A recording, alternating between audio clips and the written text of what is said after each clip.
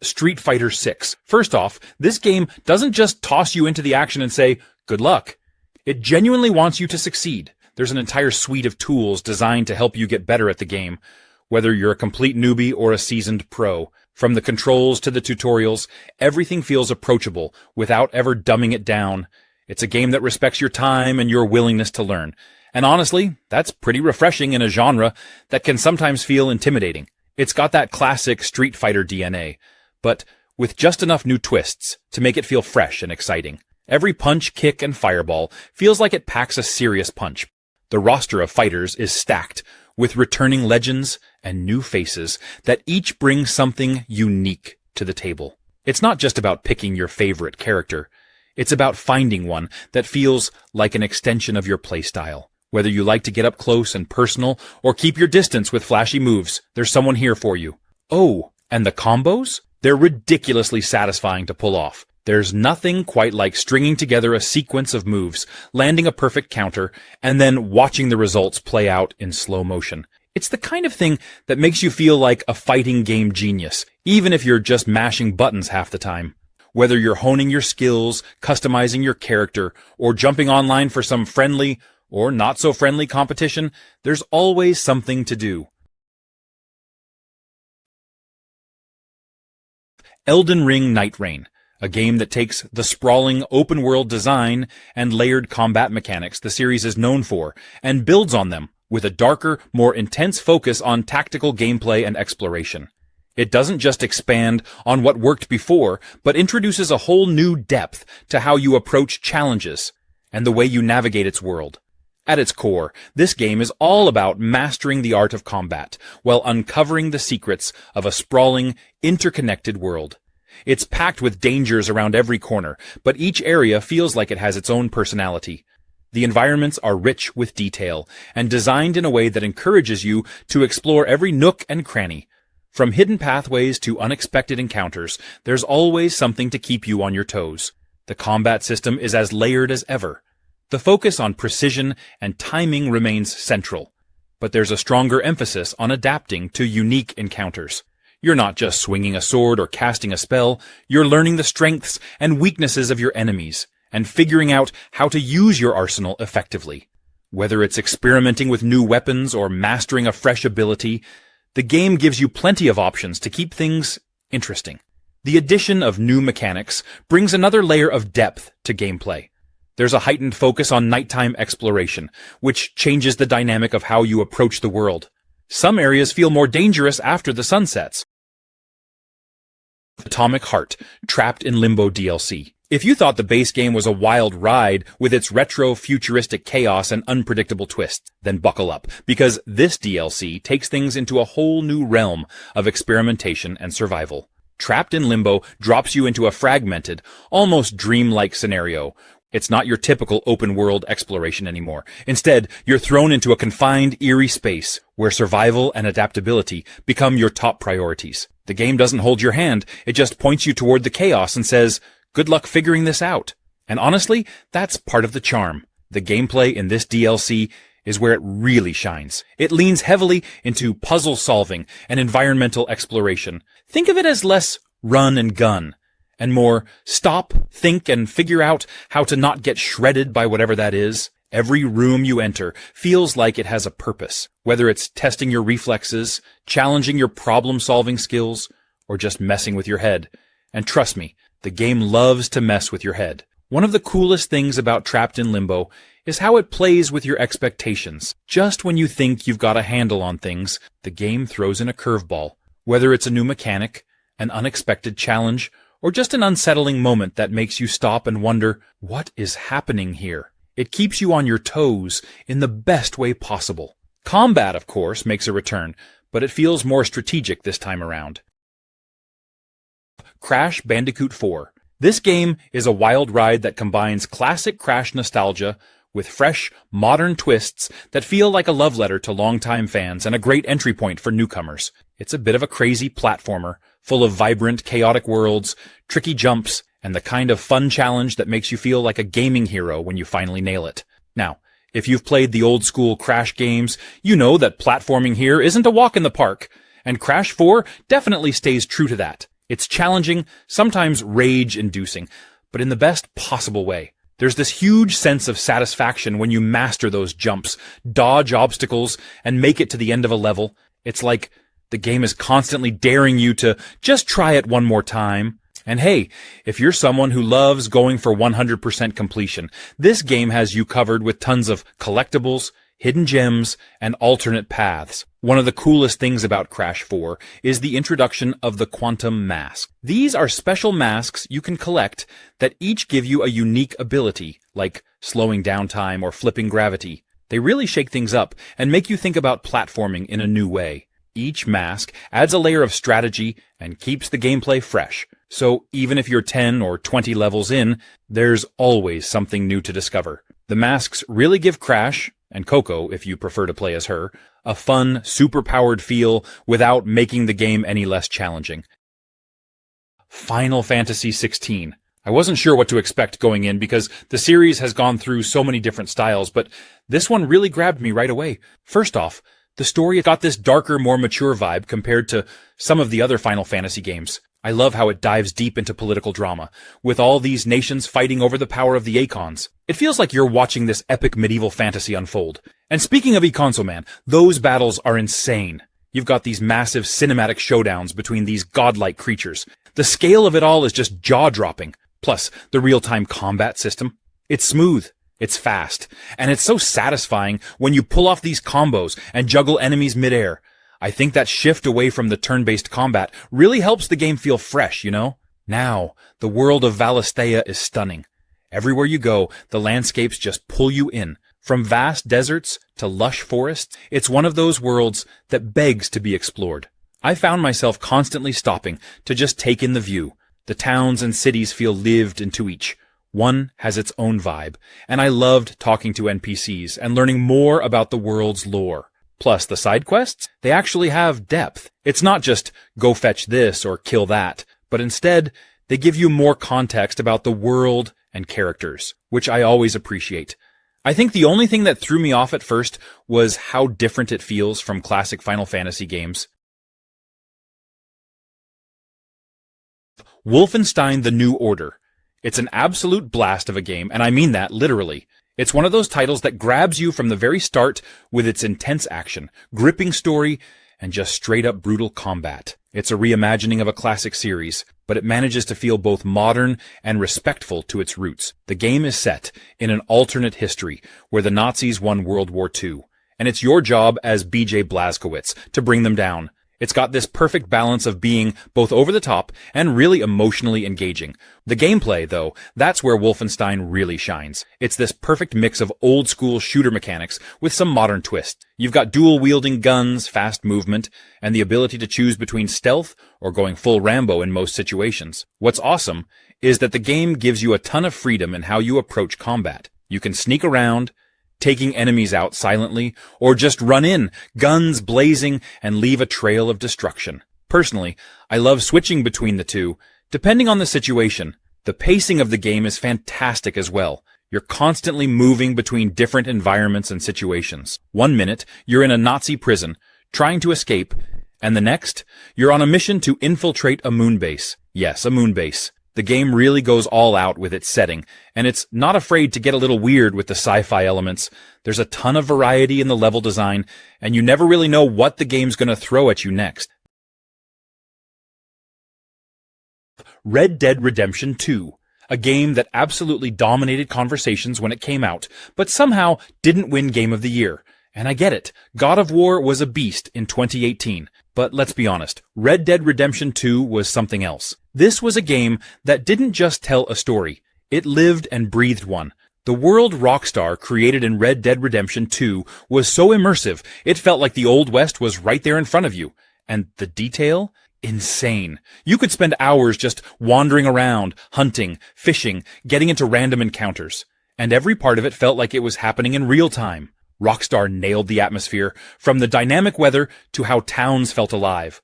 Even your horse had personality. People get so attached to their horses like it's a real companion. Now, the story is where the game really shines. Arthur Morgan? Easily one of the most complex, well-written characters in gaming. His whole journey of redemption, loyalty, and questioning his place in the gang gave players an emotional roller coaster. The game nailed that perfect blend of realism and fun. The way the world reacts to your choices, whether you're being honorable or wreaking havoc, makes every playthrough feel personal and unique. In the end, Red Dead Redemption 2 deserved all the praise and then some. It was more than just a game. It was an experience. The fact that it didn't win Game of the Year is still something people talk about, because it left such a lasting impact. Dead Space Remake, a game that completely revitalized a classic survival horror experience and honestly deserved a shot at Game of the Year. The original Dead Space was already a masterpiece, but the remake took it to another level, with modern graphics, tighter gameplay, and some amazing quality-of-life improvements. It was like stepping back into a nightmare, but with 4K visuals and even more horrifying details. First off, the atmosphere in the Dead Space remake was next level. The USG Ishimura felt more alive and dead than ever. Every creak, every shadow, and every flickering light just added to that sense of dread. The developers did an incredible job preserving what made the original so terrifying, while also cranking up the immersion. They rebuilt the whole game from the ground up, and it showed in how polished the environments were. The lighting alone made certain sections feel way scarier than before, like you're always one step away from something terrible. But here's the thing. While the Dead Space remake was stunning and faithful to its source material, some people argued that it didn't do enough to push the genre forward, which is probably why it didn't take home the Game of the Year trophy. It was a fantastic remake, but it stayed close to the original's formula, which, for some, felt more like a tribute than a bold new experience. But here's the bottom line. The Dead Space remake did exactly what it set out to do: remind us why this franchise is one of the best in survival horror. The fact that it didn't win Game of the Year doesn't take away from the fact that it was one of the most polished and terrifying games of 2023. Alien Isolation. I don't think I've ever played a game that kept me on the edge of my seat like this one did. You know how some horror games throw constant jump scares at you? Not here. This one's all about that slow building tension. You're literally never safe. It captures that feeling of dread from the original Alien movie perfectly. And let me tell you, the atmosphere in this game is top tier. The space station is so incredibly detailed, like straight out of the 1970s vision of the future. It has that grimy, lived-in feel, which just adds to how isolated you feel. The lighting is phenomenal, too. I remember creeping through these dimly lit corridors with shadows dancing everywhere. The vibe is so good, you just feel like you're there. And that's half the reason this game works so well. It makes you feel like you're in constant danger. I think one of the coolest things is that the xenomorph isn't the only thing you have to worry about. There's other stuff happening on the station, and it really creates this sense that the world is alive. Well, maybe not alive, but dangerous. I won't spoil anything, but let's just say some of the other encounters are almost as tense as dealing with the alien itself. Alien Isolation isn't for everyone. If you don't like slower-paced games or being super stressed the whole time, maybe it's not your thing. But if you're someone who loves a good atmospheric challenge, and you appreciate a game that doesn't treat you like a kid, you're in for a treat. There's something incredibly satisfying about surviving an encounter with the alien. It Takes Two. It's easily one of the most creative co-op experiences I've ever played. From the very start, you realize that it's not your typical platformer. It's all about teamwork. Whether you're playing with a friend, partner, or even someone you just met, the whole experience becomes this shared journey that's honestly so much fun. The level design is incredible. Every single level is packed with unique mechanics that are specific to that environment. 1 minute, you're in a garden where one player's watering plants while the other's chopping through obstacles. The next, you're in a clock tower, messing with time itself. It's never repetitive because each new area throws something different at you. The gameplay just keeps evolving. One of my favorite sections was when one of us could fly on this paper airplane while the other navigated obstacles on the ground. It's all about trust and coordination. What I also really appreciate is how the game balances difficulty. It's not too hard, but it does require you to think and communicate. There were moments where my co-op partner and I would be stuck for a minute, but it always felt rewarding when we figured it out together. You're constantly learning how to rely on each other's strengths, which is such a fun way to approach co-op. Honestly, what really stands out to me about It Takes Two is just how much fun it is. I mean, you're not just playing a game, you're sharing this experience with someone else, and you're both equally important to making it through the story. whether you're laughing at the absurd situations or getting a little competitive with the mini-games. Titanfall 2. If you haven't jumped into this game yet, you're in for a treat because it's one of those rare shooters that nails everything from movement to story. You're not just running and gunning here. Titanfall 2 turns you into a parkour expert with wall running, double jumping, and slides that let you weave through the battlefield like a pro. The controls are smooth, and once you get the hang of it, it's hard to go back to other games. The map designs are built around this movement too, encouraging you to think creatively about how to get from point A to point B. There's something so satisfying about stringing together a perfect series of moves to outmaneuver enemies, and every match feels like you're pulling off action movie stunts. And then there are the Titans. If you ever wanted to pilot a giant mech, Titanfall 2 makes that dream come true. The game balances your time between playing as a pilot, the fast, agile soldier, and then calling down your Titan, which adds this completely new layer to the gameplay. Titans are powerful, heavy-hitting, and give you this awesome sense of being a walking tank. But it's not just a button mash fest. Every Titan has unique abilities and weapons, so there's actually a good bit of strategy involved. One thing that really stands out in Titanfall 2 is the campaign. Now, I know campaigns in first-person shooters can sometimes feel like a warm-up for multiplayer, but here it's a full experience on its own. It's well-paced, exciting, and even throws in some surprises that keep things fresh. Dying Light the following. This expansion takes everything you love about Dying Light and cranks it up with a fresh, open-world vibe that feels totally different yet equally intense. It's a brilliant twist on the core game, throwing you into a sprawling countryside where the rules of survival take on a whole new dynamic. Gone are the tight, urban spaces of Heron. And in their place, you get wide-open fields, winding dirt roads, and eerie farmlands where danger feels like it could come from anywhere. The introduction of a customizable buggy is an absolute game-changer. This isn't just a vehicle to get you from point A to point B. It's your lifeline in the countryside. Outrunning hordes of infected or plowing through them with your buggy's reinforced frame never gets old. The upgrade system for the buggy is incredibly satisfying, letting you equip things like flamethrowers, UV lights, and other tools of destruction. It adds a whole new layer to gameplay, making your vehicle feel like an extension of your survival toolkit. Exploration in the following feels different from the base game, thanks to the vast, open environment. You're encouraged to venture off the beaten path, and the world rewards your curiosity with hidden secrets, abandoned buildings, and challenges that keep you on edge. It's not just about scavenging for supplies. It's about adapting to this new environment and figuring out how to use its openness to your advantage. The countryside may look serene from a distance, but it's anything but safe. Combat remains as visceral and thrilling as ever. Sifu. What's crazy about Sifu is how brutal it can be. I mean, you're this martial artist out for revenge, and the combat system is so fluid, but also super challenging. It's not the kind of game where you can just mash buttons, but the real twist? The aging mechanic. Every time you die, your character ages, and it changes how you play. As you get older, you hit harder, but lose health. It's such a clever way to keep the tension high.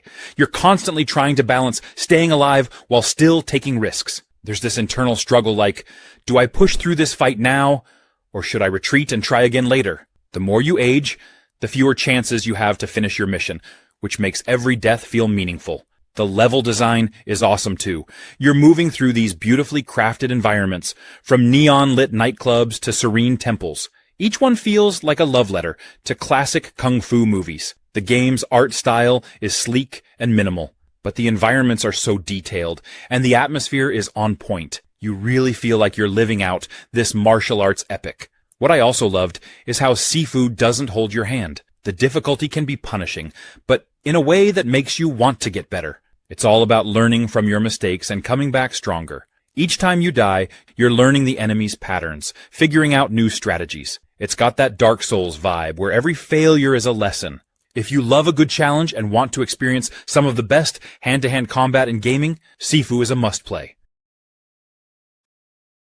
Ghost Recon Breakpoint. Ubisoft had a pretty solid reputation with the previous game, Ghost Recon Wildlands, so expectations were high for this one. But when Breakpoint dropped, it was met with a ton of criticism. People were upset with everything, from the bugs and glitches to the live service elements and microtransactions. Some felt the game had drifted too far from what made the Ghost Recon series great, tactical, squad-based military action. A lot of the backlash was around the game's focus on looter shooter mechanics. Fans of the series weren't too happy about the addition of gear scores and loot systems, which felt more like something out of the Division rather than a tactical military shooter. That shift towards a more RPG-like system was jarring for longtime fans, and many felt it took away from the realism and immersion they loved about the franchise. Another big complaint was the lack of AI teammates at launch, which had been a staple in past Ghost Recon games. Instead, you were forced to play solo or with real players in co-op,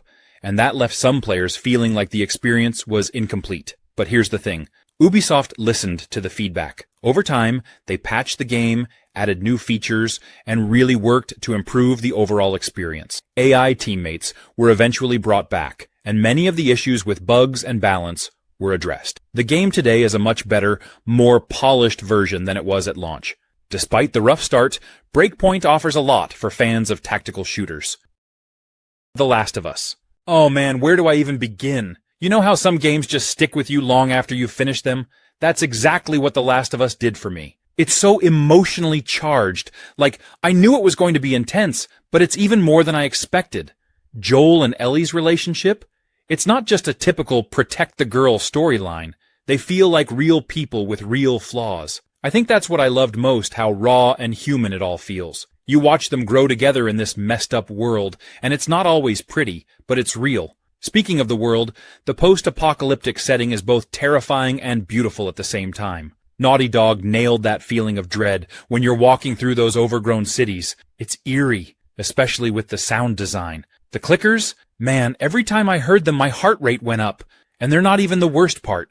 The humans in this game? Sometimes they're scarier than the infected. But honestly, it's the quieter moments that hit me the hardest. There's this one scene with Ellie in the giraffe sequence that made me just stop and take it in. In a world where everything's falling apart, there are still these tiny glimpses of beauty, you know? It makes you think about how people hold on to hope, even in the worst situations. Gameplay-wise, it's super tight. There's this constant balance of stealth, action, and scavenging. But what I appreciated most was how every encounter felt like it had stakes. You don't always have enough resources to just go guns blazing. Monster Hunter World. A game that's all about epic hunts, incredible creatures, and just a whole lot of fun. If you've ever wanted to feel like the ultimate hunter, taking down massive, fantastical beasts with a giant sword, or hammer, or bow, or even a bagpipe, then this game is calling your name. And trust me, once you start, it's hard to put down. The combat in Monster Hunter World is intense, but in the best way possible. You've got so many weapons to choose from, each with its own feel and playstyle. There's something for everyone. Whether you want to get up close and personal with a giant sword, keep your distance with a bow, or support your friends with a hunting horn, it's all there. Each weapon has its own learning curve, but mastering one feels incredibly rewarding. And the game doesn't rush you. You can spend hours just getting comfortable with different weapons and finding out which one really clicks for you. The best part about hunting, though, is that it's not just a straightforward swing till it drops kind of deal. You've got to pay attention to the monster's movements, study its behavior, and figure out when it's vulnerable. Every hunt is like a puzzle, and it's up to you to figure out how to take down each monster. It's challenging, but never frustrating, and every victory feels earned. You'll find yourself thinking, okay, maybe just one more hunt, over and over again. The monsters themselves are really the stars here. Each one is so unique, with its own behaviors, attack patterns, and quirks. Death Stranding, one of the most divisive games out there. When this game dropped, it was like half the gaming community loved it, and the other half was just like, what is this? It's a Hideo Kojima game, so you know it was going to be unique. But Death Stranding took that to a whole new level. Instead of fast-paced action or combat-heavy gameplay, you're a delivery guy in a post-apocalyptic world. It's a game about walking, hiking, and, yes, carrying boxes. People were super confused by the whole concept, especially because the marketing was so mysterious. The trailers didn't really explain much, and when players realized they'd be spending a lot of time delivering packages across desolate landscapes, some were disappointed. It wasn't the action-packed game people expected from the creator of Metal Gear Solid. But here's where the game shines. Death Stranding isn't trying to be a traditional game.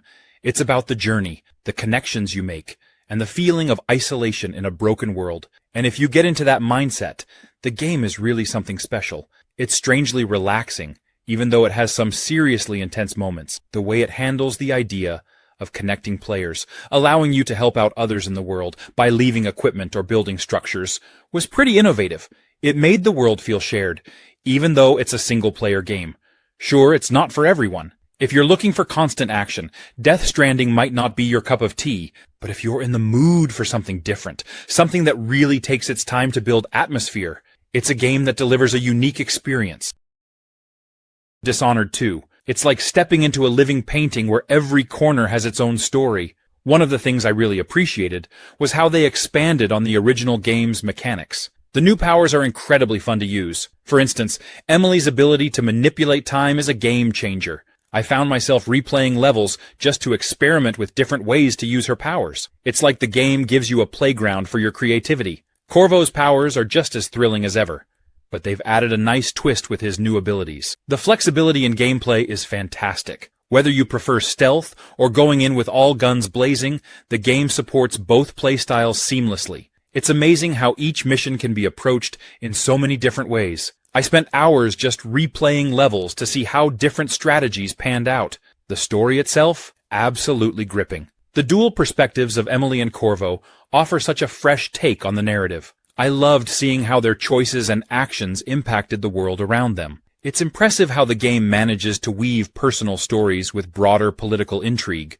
Also, the character interactions were top-notch. It felt like the NPCs actually had a life of their own, reacting to your choices and changing their behavior accordingly. It made the world feel more dynamic and alive. I found myself genuinely invested in the characters and their fates. If I had to nitpick, there were a few bugs here and there, but nothing that really detracted from the overall experience.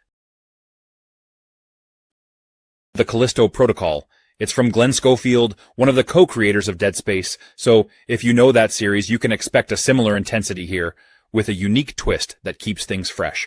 One of the things I love about this game is how it creates tension. It's not just jump scares, though there are a few really effective ones.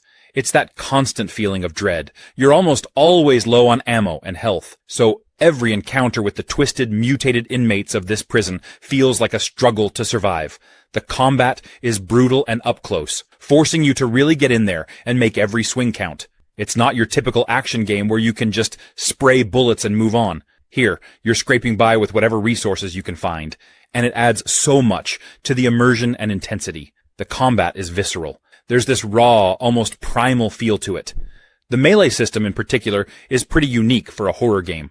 You actually have to get in close to bash these creatures, and it's terrifying in the best way. You're not just standing back with a gun. You're practically fighting for your life in every encounter, which makes the experience that much more intense. What really stands out, though, is how the game creates this balance between horror and sci-fi mystery. Sure, you're dealing with terrifying creatures and survival, but there's also this big, intriguing story underneath it all. Why did everything go wrong on Callisto? What's causing these transformations? The game does a great job of feeding you bits and pieces of the narrative as you go. The Evil Within 2. If you've played the first one, you know it's already got that creepy, nightmarish vibe, but this sequel, it takes things to a whole new level.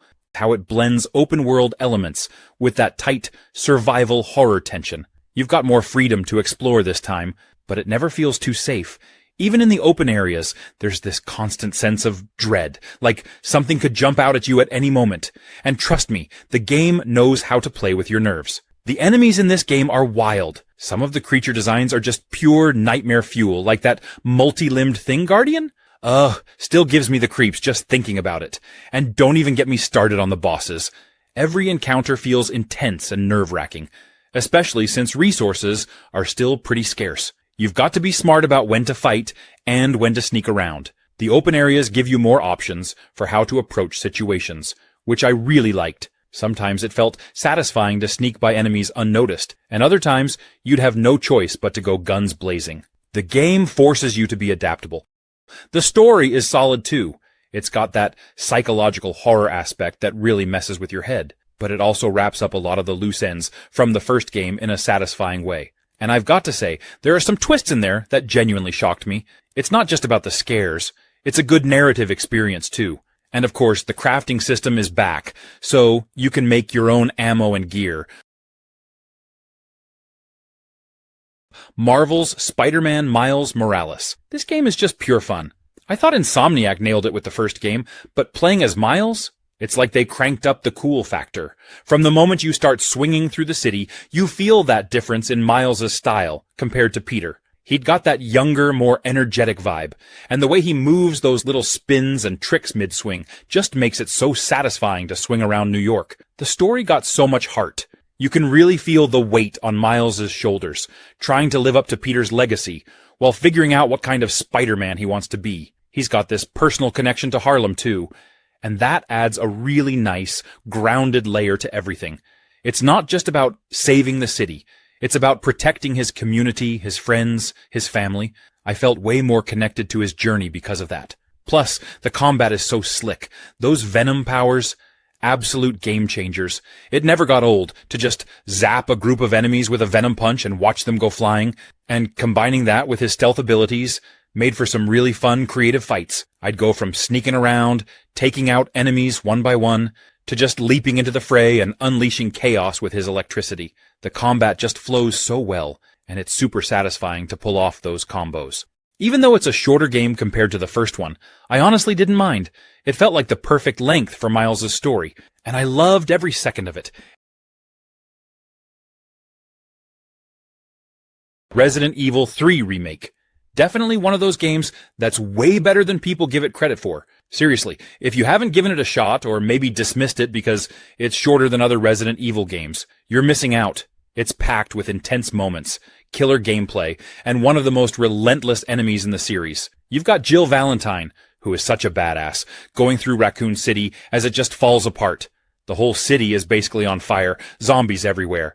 And then you've got Nemesis. My God, Nemesis. That thing is relentless. Every time you hear him coming, that music kicks in, and it's like your heart rate just skyrockets. You think Mr. X from Resident Evil 2 was bad? This guy's next level. The thing I love about RE3 Remake is how fast-paced it is compared to some other Resident Evil games. It's way more action-heavy, and Jill feels like she's always moving, always surviving on the edge. The balance between survival and action is super well done. And there's still that classic Resident Evil inventory management, where you have to decide, like, do I take more health or more ammo? I love that dilemma, because it makes every decision feel critical, especially when you've got Nemesis chasing you. And speaking of that, the combat in this game feels tight. It's satisfying when you nail those perfect dodges, and then counterattack. The dodge mechanic is probably one of the things that makes Jill feel so agile compared to Leon or Claire in RE2.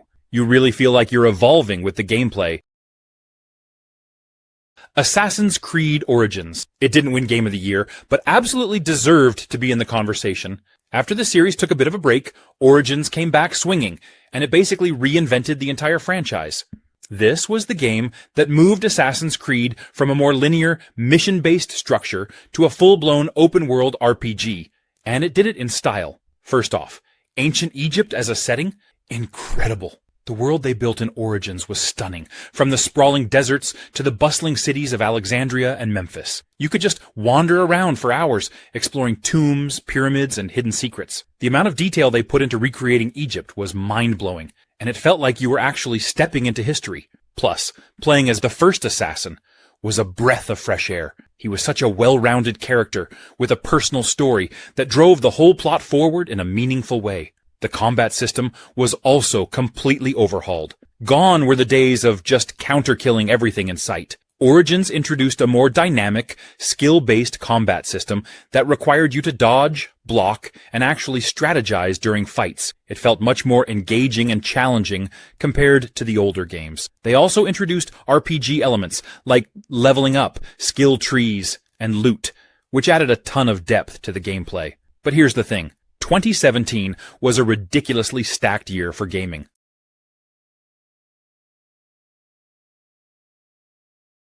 Skyrim. Where do you even start with a game like Skyrim? This game is just huge. It's one of those games that just keeps pulling you in, no matter how many times you've played it before. You boot it up thinking, I'll just play for an hour. And next thing you know, it's 3 a.m. and you're sneaking around in the Thieves Guild or fighting a dragon on top of a mountain. First off, the world.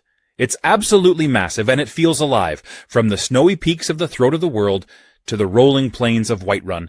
Every part of Skyrim feels like it has its own story to tell. And the fact that you can go anywhere, do anything, it's such a freeing experience. Like, if you see a mountain in the distance, you can actually go there. And you never know what's going to happen along the way. Maybe you run into a giant, or you stumble upon some hidden cave with its own little quest line. It's just endless discovery. The combat, well, it's classic Skyrim. It's not about being super fancy or fast-paced, but it's about choice. You want to swing a giant axe? Go for it. Prefer sneaking around with a bow or dual-wielding daggers? Totally doable. Or maybe you want to go full wizard, summoning flames and raising the dead. Whatever your style, the game lets you play exactly how you want. And speaking of choice, the quests are insane. Sure, there's the main story about you being the Dragonborn with the whole saving the world thing. But honestly, the side quests are where it's at. You can get caught up joining the Dark Brotherhood and becoming an assassin, or leading the companions and becoming a werewolf. Persona 5 Royal. Imagine a mix of an anime-inspired high school life simulator, a classic RPG, and a supernatural heist adventure. And somehow, this game pulls it all off beautifully. What makes Persona 5 Royal special is its ability to balance two very different worlds. Your everyday life as a high school student, and your alter ego as a phantom thief. By day, you're living in Tokyo, going to school, hanging out with friends, working part-time jobs, and even studying. Yes, there are in-game quizzes, but by night, you're diving into these surreal, mind-bending dungeons called palaces to steal the twisted desires of villains and, save the world. Another thing that sets Persona 5 Royal apart is the combat. It's turn-based, but with a twist that makes every encounter feel dynamic. And you get to summon powerful creatures called personas to aid you in battle. It's flashy, fast, and incredibly satisfying when you manage to exploit enemy weaknesses and pull off a team combo. Plus, Royal adds even more personas and abilities to the mix, which just makes the whole thing even more engaging. And if you're wondering what makes Persona 5 Royal different from the original Persona 5, it's like getting an expanded director's cut. You get extra story content, new characters, an additional semester at school, and a brand new palace. These additions don't just feel like bonus content, but more like necessary pieces that deepen the story and characters even further.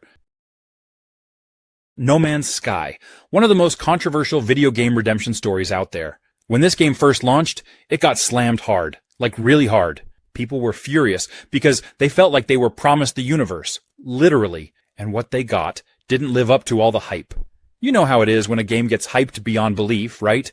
Expectations just go through the roof. The biggest issues at launch were things like missing features, limited multiplayer options, and overall a lack of the promised living, breathing universe that players thought they'd get. It was a huge deal at the time. Everyone was like, where are the massive space battles? Where's all the depth? Players felt misled, and it led to some pretty angry reviews. No Man's Sky became the poster child for overpromised and underdelivered games. But here's the crazy part.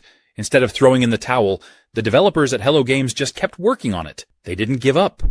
And over time, they transformed the game into something truly special. Seriously, the updates have been absolutely massive. They kept adding the features players were hoping for, like base building, expanded multiplayer, better exploration mechanics, and more dynamic planets. Now, it's packed with content, and it's a totally different experience from what people saw at launch. It's honestly one of the most positive turnarounds in gaming. It went from being the game everyone loved to hate, to becoming a beloved space exploration game with a really dedicated fanbase. Gears 5. Even if you're new to the Gears series, trust me, Gears 5 is an amazing place to jump in.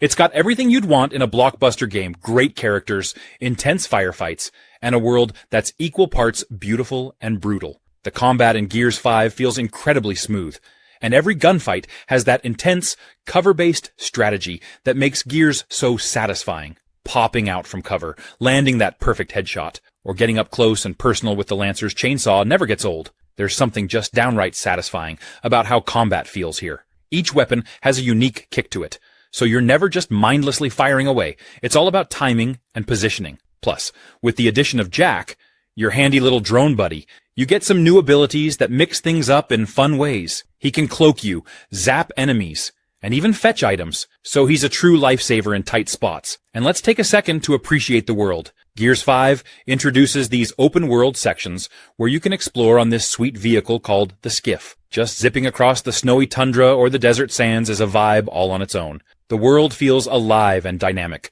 with lots of cool, hidden places to discover. It's not exactly a fully open world, but it's enough to let you roam around and soak in the atmosphere, and it really breaks up the action nicely. You're not just going from one big fight to the next. You actually have time to breathe, explore, and take in some amazing views. The story here actually has some serious depth.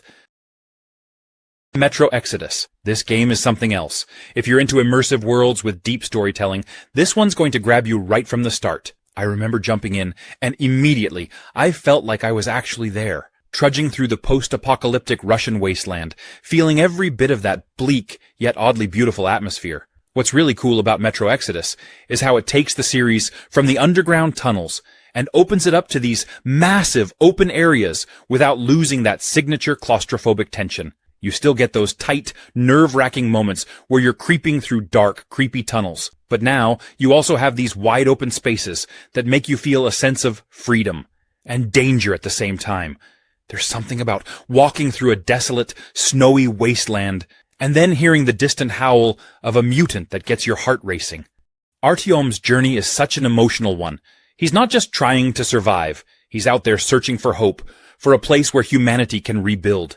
You can feel how much this means to him and his crew. That bond between them, especially with his wife Anna, really hit me. You're not just a lone wolf. You've got a family, a team that cares for each other, and that gives everything this extra layer of tension. You want to protect them, to keep them safe. You've got to constantly think about how you're using your resources. Do you craft more ammo?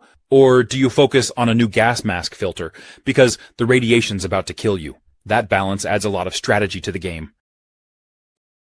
Yakuza 6. This game throws you straight into the heart of Kamurocho and the serene beauty of Onomichi, blending the chaotic energy of urban life with the peaceful charm of a small seaside town. It's the kind of game that's packed with personality, letting you dive deep into a world brimming with colorful characters, wild side activities, and plenty of fist-flying action. The combat in Yakuza 6 is a thing of beauty. It's fast, fluid, and packed with over-the-top moves that make every punch and kick feel satisfying. Whether you're brawling with a group of street punks or taking on a tougher challenge in a back alley, the game gives you all the tools to dominate the fight. You can pick up just about anything in the environment, a bike, a sign, even a street cone, and use it to deliver bone-crunching hits that are as brutal as they are hilarious. The seamless transition into combat makes every encounter feel organic, keeping the pace high and the action engaging. Outside of the fights, Yakuza 6 is a playground of activities. This game knows how to keep you entertained when you're not chasing down objectives. There's a fully functional karaoke minigame that lets you belt out tunes in rhythm-based fun. You can hit up a batting cage for a quick home run derby, stop by an arcade to play classic Sega games, or even spend time managing your own cat cafe. Yes, a cat cafe. It's all about variety, and this game delivers in spades. One of the standout features is the clan creator mode. Watch Dogs. You remember Watch Dogs? The first one? I feel like it doesn't get enough love. It's funny because when it first came out, everyone was hyped about the whole hacking thing. Yeah, it didn't fully live up to the insane expectations, but looking back, it was actually a pretty solid game. What really pulled me in was the whole idea of controlling the city with your phone. Like, you could hack traffic lights, cameras, basically turning the entire city of Chicago into your personal playground. There's just something so satisfying about sneaking into an enemy base and never even having to fire a shot. Just using cameras and distractions to mess with people. It made me feel like this tech-savvy mastermind. Aiden Pierce is a little brooding, and not the most charismatic character out there. But I kinda liked that about him. He felt like this guy driven by grief, and everything he did had this personal weight to it. I also loved how the city of Chicago itself felt alive. It's not just a backdrop, it reacts to what you're doing. If you cause too much chaos, people call the cops. And then you've got this whole cat-and-mouse chase through the streets, dodging police cars and helicopters. I had so many moments where I barely escaped by hacking a drawbridge or raising blockers just in time. The adrenaline rush from those moments was legit. I think it's one of those games that's way better than people remember. It had a fresh take on open-world action, with the whole hacking twist that really made it stand out. If you haven't played it in a while, I'd say give it another shot. It's got this cool, techie, modern, vigilante vibe. Mortal Kombat 1. You know how some fighting games make you feel like you're mashing buttons, hoping for the best? Not here. Mortal Kombat 1 manages to strike that perfect balance between approachable for newcomers and deep enough for the hardcore crowd. The accessibility options deserve a shout-out too. Fighting games can sometimes feel like an exclusive club, where only the most dedicated players thrive, but Mortal Kombat 1 welcomes everyone. Tutorials? Check. Training modes? Double check. And the inputs for moves are forgiving enough that even your friend who's never touched a controller before can still have fun, and maybe even land a killer fatality. The controls are responsive, the pacing is satisfying, and pulling off a special move feels ridiculously rewarding. And the fatalities? Without spoiling anything, of course. The creativity here is just off the charts. It's like the developers sat in a room and asked, how can we make players' jaws drop every single time? And then they delivered. It's gruesome, it's over the top, and somehow it's hilarious in that classic Mortal Kombat way. But what really keeps me coming back is the variety in gameplay. Sure, the main fights are the meat of the experience, but there's so much to explore beyond that. The game isn't just about smashing buttons in endless matches. It gives you reasons to keep playing, whether it's unlocking cool stuff or experimenting with different characters. Bottom line, jump in, throw some punches, and enjoy the chaos. Mortal Kombat 1 doesn't hold back. Infamous Second Son. It's such a great pick when looking back at favorite games, especially after all these years. It's one of those games that might not always get mentioned in the big best-of-all-time list, but for those who played it, it really leaves a lasting impression. The game came out as one of the earlier titles for the PS4, and honestly, it still holds up really well. You step into the shoes of Delson Rowe, a rebellious guy who suddenly gets these insane superpowers. What I love about the game is how good it feels to actually use those powers. Whether you're running up buildings, gliding through the air, or just wrecking shop with your abilities, the movement and action feel super smooth and fun. The game absolutely nails that sense of power, which, let's face it, is what we're all here for in a superhero-style game. Seattle is the backdrop for all the action, and they did such a good job with the city's vibe. It's not a carbon copy of the real Seattle, but it's got enough personality to feel alive, and the way the environment changes based on your actions is a nice touch. That whole dynamic, where your choices matter, whether you want to be a hero or lean into a more destructive, rebellious path, adds a layer of replayability. And honestly, both paths are equally fun. Infamous Second Son really nails that feeling of freedom, and the pacing keeps you engaged from start to finish. It's one of those games where you can easily lose hours just exploring, testing out your powers, and getting into epic showdowns with the game's enemies. Just Cause 4. It's one of those games that you can't help but have fun with. The chaos, the explosions, the sheer scale of everything. It's like they designed it with the word epic in mind. You step into the boots of Rico Rodriguez once again, and right from the start, you're thrown into a massive open world with more possibilities than you can count. One of the first things you notice is how alive the world feels. Tornadoes, thunderstorms, blizzards, they're not just pretty to look at. They actually change the way you play. I remember the first time I got caught in a tornado. I had no idea what to do, but then I realized it doesn't matter. Just roll with it, because that's the spirit of Just Cause. The weather system isn't just a gimmick. It's part of the chaos that makes the game so unique. Then there's the grappling hook. It's not just a tool anymore, it's a way of life. You can customize it in so many ways, from making things float in midair, to pulling objects together, to create chain reactions. It's insane. It's like the game is begging you to experiment, to find new ways to destroy everything in sight. The story in Just Cause 4 isn't the deepest thing in the world, but let's be honest, that's not why you're here. You're here to blow things up in the most creative ways possible, and the game gives you everything you need to do just that. You've got jets, tanks, helicopters, boats, and more. If it moves, you can hijack it, and if it doesn't move, well, you can probably make it explode. Mass Effect Legendary Edition. If you haven't played the Mass Effect series yet, you're in for a serious treat. And if you have, well, This remastered edition is the perfect excuse to dive back into one of the most iconic sci-fi RPGs out there. Right from the start, the game just grabs you. You're Commander Shepard, and your choices shape the entire galaxy. The stakes feel huge, but what's cool is that you're never just watching the story happen. You're actively making choices that change everything. And I mean everything from little side stories to major plot twists. It's one of those games where you actually feel the weight of your decisions. And that's rare. And the galaxy? It's incredible. You're exploring different planets, seeing all these unique alien cultures, and uncovering a rich sci-fi world with every mission. It's like living in your own sci-fi epic, from the action-packed battles to the quiet moments of exploration. The Legendary Edition really brings this world to life too, with upgraded visuals that make each planet and environment feel fresh, vibrant, and epic in scale. The combat is a blast too.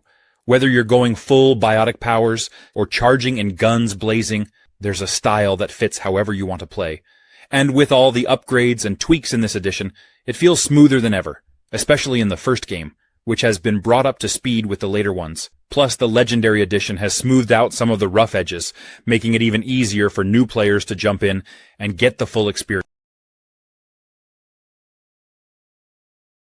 Sekiro. I went in this game expecting something similar to Dark Souls, but nope. Sekiro has its own thing going on. It's all about timing, parrying, and mastering patience. You can't just hack your way through this one, but when you finally land that perfect parry, or take down a boss that's been wrecking you, it's the most satisfying feeling ever. The combat is so tight and precise. I love how it's focused more on skill than stats. Every fight feels like a proper duel, especially with that posture system. Instead of just slashing away, you're breaking down their defense to land that killer blow. It's a challenge, but man, when you get the rhythm down, it's amazing. And that grappling hook, dude, it's such a game changer. You feel like a legit ninja, zipping around trees, rooftops, and sneaking up on enemies from above. I can't count how many times it saved me from getting killed. It just makes exploring the world way more fun. Speaking of the world, the whole setting in feudal Japan is stunning. The environments are so detailed, from peaceful bamboo forests to war-torn castles. Every area has this mysterious beauty to it. And as you explore, you start piecing together the lore, which is so From Software in the best way. Now, I won't lie. Sekiro is hard. It can be brutal, but in a good way. I've died more times than I care to admit, but each death feels like a lesson. You can't just rush in. You've got to learn your enemy's moves, find their patterns, and perfect your timing. And when you do, it's like reaching some kind of gamer zen. A Plague Tale Requiem. It absolutely should have been in the running for Game of the Year, but didn't quite get the recognition it deserved. This sequel took everything great about A Plague Tale Innocence and cranked it up to a whole new level. The story, the characters, the visuals, it was all so much more intense. And honestly, it hit harder than a lot of people expected. First off, the story in Requiem was a gut punch in the best way. Following Amicia and Hugo's journey through a world ravaged by the plague and the supernatural rat infestation, you could feel the stakes growing as you progressed. What really stood out was the emotional weight of the game.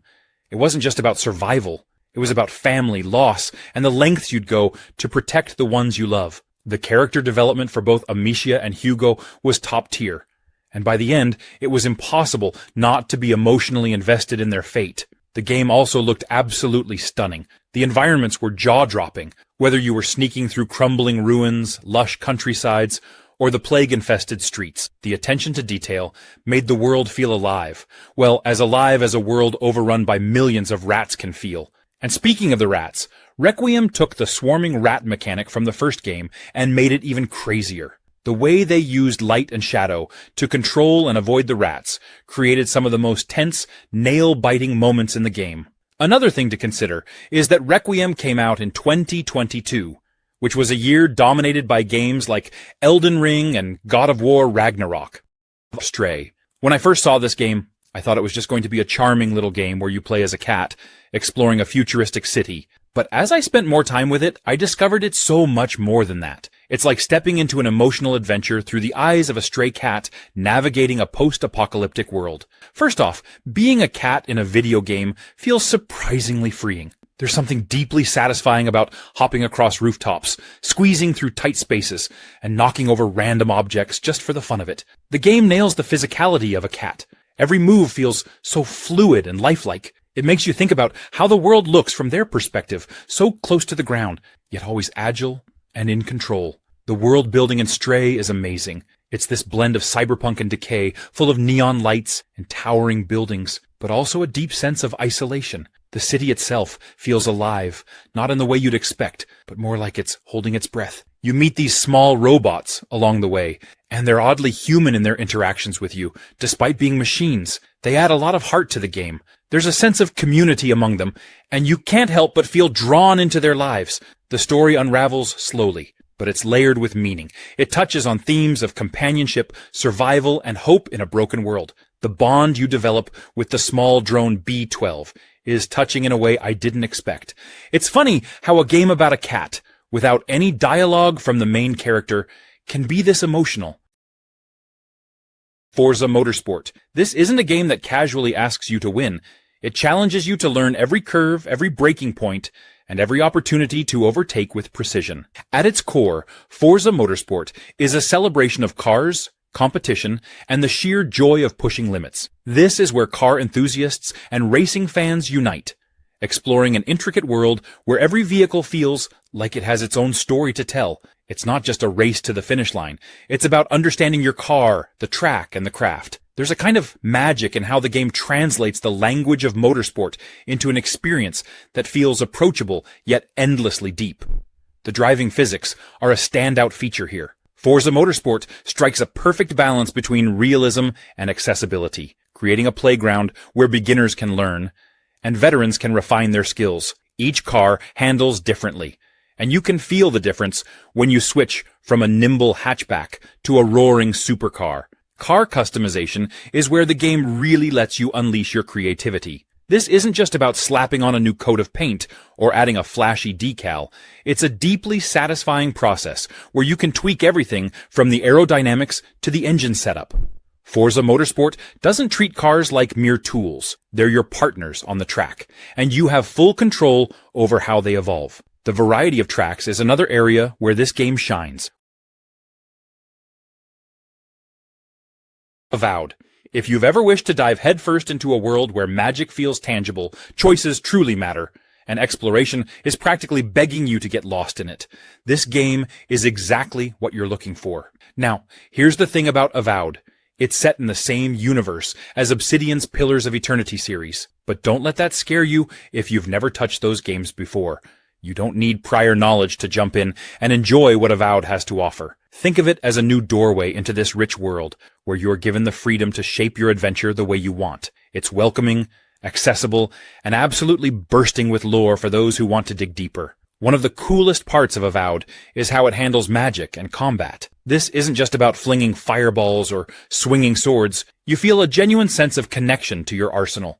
Whether you're crafting devastating spell combinations or making use of more traditional weaponry, the game makes every action feel purposeful. It's all about giving you tools to tackle challenges your way. You want to go in like a one-person army, prefer something sneakier or more methodical. That's on the table too. The game doesn't just hand you decisions. It throws you into situations that make you think. You're not just clicking dialogue options. You're shaping relationships, influencing factions, and, in many cases, questioning your own moral compass. It's like the game is daring you to leave your mark on its world. Exploration is another huge win here. BioShock. It changes the way you think about storytelling in video games. It's set in Rapture, this underwater city that was meant to be a utopia. But when you arrive, things have clearly gone very, very wrong. From the moment you step out of that bathysphere and see the city for the first time, you know you're in for something special. The atmosphere is just dripping with tension and mystery, and it pulls you in immediately. The story is a masterpiece. Without getting into spoilers, let's just say that it's filled with twists and turns that keep you hooked the entire way. And the way the game tackles themes of power, control, and free will, it's on another level. The characters, like Andrew Ryan, are unforgettable, with some of the most iconic lines in gaming history. You're constantly questioning what's really going on, and by the time you get to the big reveal, it's absolutely mind-blowing. The combination of guns and plasmids gives you a ton of variety in combat. You're not just shooting enemies. You're using all sorts of powers like shooting electricity, freezing foes, or even setting them on fire. The game gives you so many ways to approach every situation, and that makes each encounter feel fresh. Plus, there are the Big Daddies, these towering, armored monsters that protect the little sisters. Every fight with them feels like a boss battle, and it's always intense. The moral choices in the game are another standout feature. You can choose to either save or harvest the little sisters, and those decisions have a real impact on how the game unfolds.